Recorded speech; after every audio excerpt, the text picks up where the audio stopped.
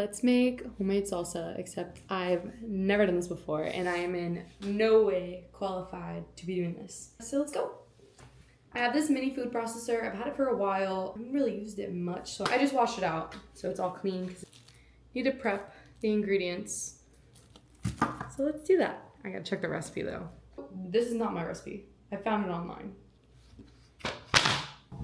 I am going to clean all my vegetables first and I'll be back. I have these Campari tomatoes that I just have like a ton of and I don't see why I can't use it. Should I be deviating from a recipe that I've never done before? Probably not, but here we are. So I'm supposed to core and quarter these. We don't want the seeds. I'm literally just taking a tomato and dragging it across paper towels to just like get the seeds out. If it works, it works.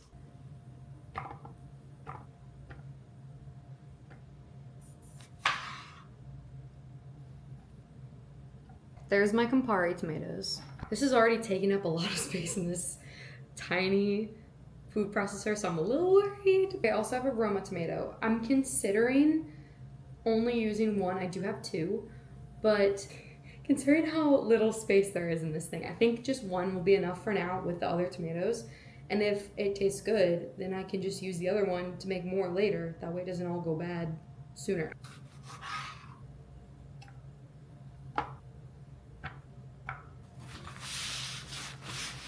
I also have some leftover red onion that I didn't fully use from a different recipe. So maybe just like this much. I might have to just run this before I even add all the ingredients just so it like just takes up less space.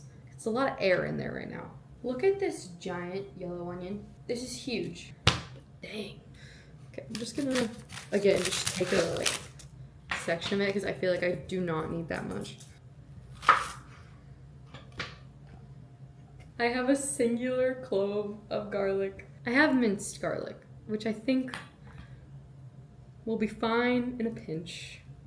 And I have garlic powder too, so if it needs more of a garlicky taste after the fact, I can add more of a taste of it. Or I'll add more minced garlic, because it's still garlic. Aren't we essentially mincing it anyway? It's fine. It's fine.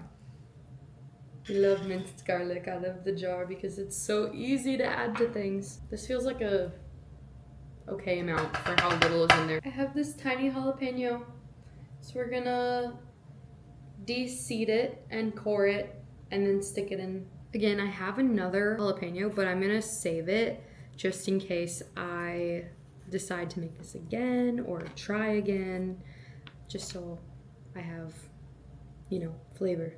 I love jalapenos. Jalapeno going in. I have a crap ton of cilantro, and if I'm being honest, I don't even love cilantro, but I know how important it is to salsa, so I am going to include it.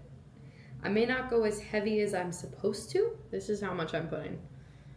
I have one lime to spare, but I have one of the best juicers, so I'm going to use that to get every last bit of lime juice out of this thing. I love this. This thing is like incredible. It works so well. I've been making so many things with lemon juice lately, and this thing just gets every last bit out of the lemons. One tiny lime, and I got that much. That's kind of impressive, let's be honest.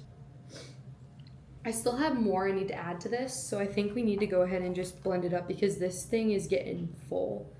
It'll take up less space once it's blended, so I think we should just go ahead and try and do that. I have to move this over to where I actually have a plug, so I will be right back. All right, we're back. We have progress. This actually kind of looks like salsa.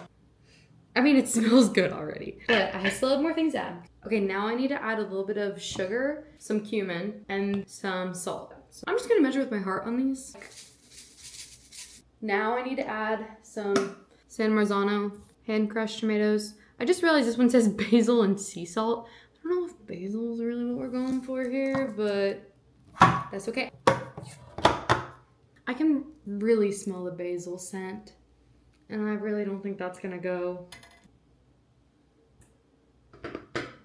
Okay, that was like 5-ish tablespoons. I honestly feel like I just want to stop there I feel like it's not gonna be as strong of a basil scent or taste, obviously, when it mixes with the rest of what's in here, but I'm still just a little concerned. But I'm excited about the next ad, is green chilies.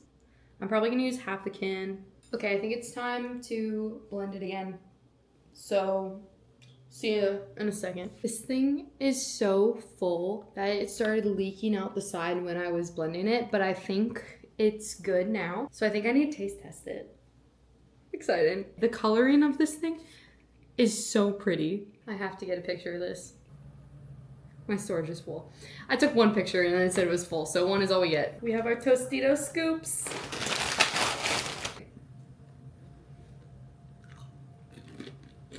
I need way more on that chip than what I just put because I have no idea what that even tasted like. This is gonna be a big scoop. That's a substantial scoop. It's so good. My friends who don't love spice are not gonna like this because it's a little more on the spicier side. I think it's because there was just so much green chili and I realized it was mild. Don't come at me. And then the jalapeno.